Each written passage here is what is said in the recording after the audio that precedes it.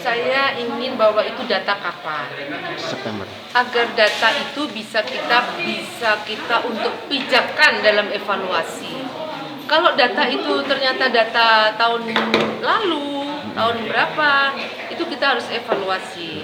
Ke depan tentunya kita sama-sama, saya percaya bahwa Gubernur bersama kami, DPRD tentunya ingin membangun Sumatera Selatan itu bukan untuk menjadi termiskin, tapi bagaimana dengan program-program Gubernur itu bisa menambah pendapatan dari masyarakat. Itu yang diharapkan dengan program Gubernur yang infrastruktur tadi. Namun demikian, itulah yang saya sampaikan.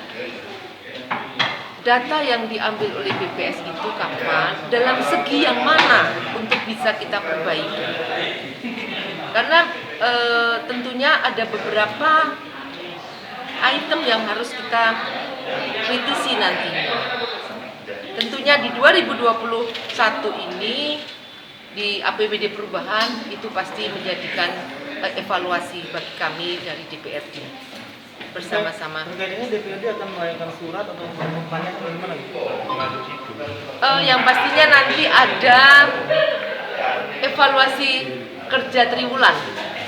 Dari kerja triwulan itulah yang kita nanti bisa minta informasi sejauh mana program-program yang diprogramkan oleh Gubernur itu yang masuk dalam data BPS. Itulah yang saya maksudkan tadi. Kita sebetulnya ingin minta data BPS itu dalam segi yang mana saja.